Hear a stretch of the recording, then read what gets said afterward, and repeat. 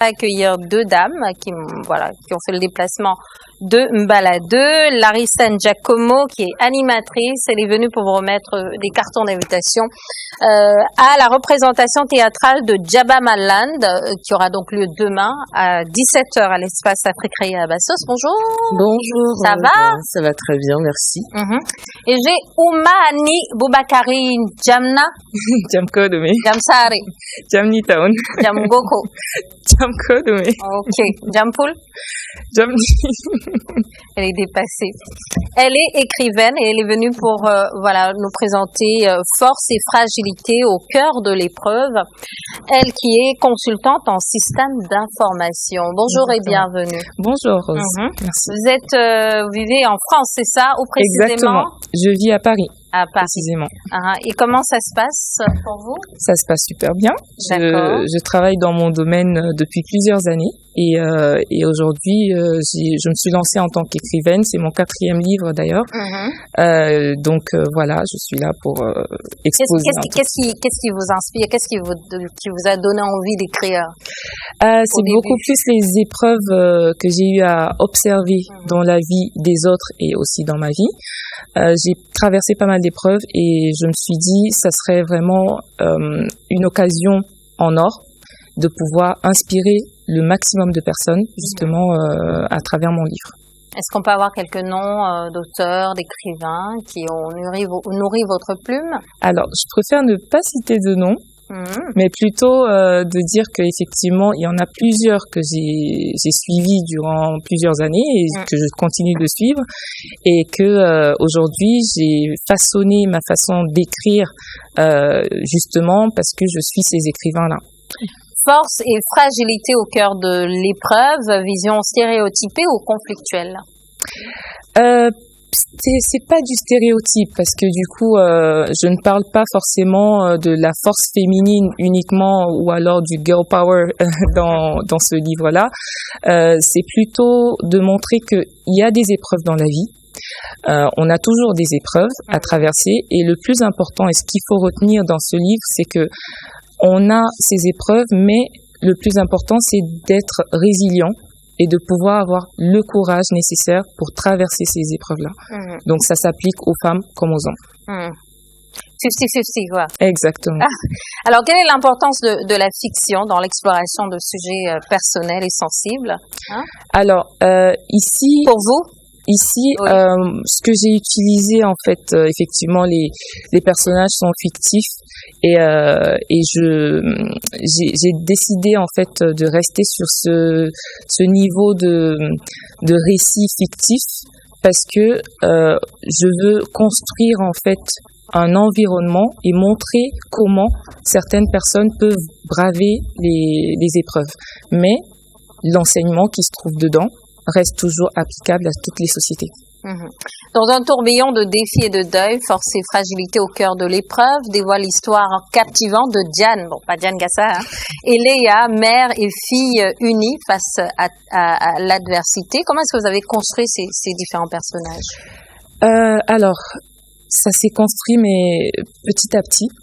J'ai eu à faire des interviews avec plusieurs personnes qui ont traversé plusieurs épreuves et je me suis aussi inspirée de ma propre expérience. Diane, par exemple, et Léa vivaient avec le père, en fait, qui est le mari de Diane. Ils vivaient dans une famille unie, avec beaucoup d'amour, beaucoup de tendresse et tout. Et subitement, le père les a quittés. Et c'est là que l'épreuve a commencé. C'est là que Diane était obligée de prendre les rênes de l'entreprise. Donc, c'était une entreprise familiale. La famille de l'homme n'a pas aimé. Donc, ils ont tenté de la saboter. Et, en plus, il y a le conseil d'administration qui aussi n'a pas apprécié que ça soit une femme qui va être à la tête de l'entreprise et qui n'était pas là avant. Donc finalement, elle a eu plusieurs épreuves et aussi, elle traversait ce deuil-là toute seule. Donc on a ce côté entrepreneurial et on a ce côté d'introspection dans ce livre qui montre en fait comment quelqu'un peut être à la fois forte, dans son cas, à la fois forte et elle a aussi une part de faiblesse. Voilà. Est-ce que vous attendez à ce que ceux qui liront ou ceux qui ont déjà lu réagissent? Vous êtes une femme du Sahel. On sait que c'est pas toujours évident. C'est vrai que de plus en plus de femmes issues donc des régions du Nord, de l'extrême Nord, de l'Adamawa arrivent à s'imposer. Vous embrassez aussi quelque part les causes que défendent Djaili, qui est originaire j'ai pas envie de me tromper, de l'extrême nord aussi. Donc, partage d'expérience. Alors, j'apprécie beaucoup ce qu'elle fait parce qu'elle m'a aussi inspirée parmi tant d'autres. Et je sais que dans mes écrits, je me focalise sur la neutralité de mes propos parce que je veux que le maximum de personnes en tirent une inspiration pour pouvoir avancer dans la vie. Donc c'est pas vraiment dans le même sens de parler peut-être du Nord, parce que si vous lisez le livre, au tout début, je parle de la famille qui se situe à Brooklyn. D'accord. Mais ça ne veut pas forcément dire que tout se passe aux États-Unis. Nous a laissé au pays. Mais ça ne veut pas dire que tout se passe aux États-Unis. Il n'y a pas de frontières géographiques dans ce livre. Normalement, c'est juste pour avoir un setup que j'ai mis les États-Unis. C'est pour que ça soit clair que voilà, c'est un environnement. Mais vraiment, c'est pour. Il faut savoir qu'il faut généraliser en fait. Ce qu'on voit peut s'appliquer à n'importe quelle société, quelles que soient les cultures. Vous avez travaillé avec les éditions Obé Elat. Étoilé, pardon. Ouais, j'ai pas mes lunettes, pardon. Oui, un mot peut-être sur ce travail en commun. Alors j'ai beaucoup échangé avec mes éditeurs et souvent ça peut ne pas être facile parce que on doit défendre aussi ses propos face à l'éditeur, ce qu'on dit pas souvent.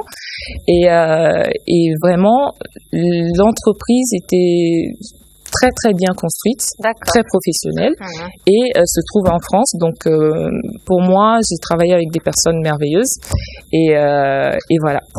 Force et fragilité au cœur de l'épreuve, donc récit de Oumani Boubakari. Merci infiniment d'être passé. La dédicace, ce sera où et quand? Ça sera aujourd'hui à 16h. Ça sera à la montée SNI. Donc je vais la faire à la librairie des peuples noirs. Exactement. Donc en face de la SNI. Et voilà. Donc vous êtes tous invités. Il n'y a pas de carton d'invitation. Voilà. C'est ouvert à tous. En tout cas, merci et bon vent pour la suite. Je vais en profiter pour remercier Serge.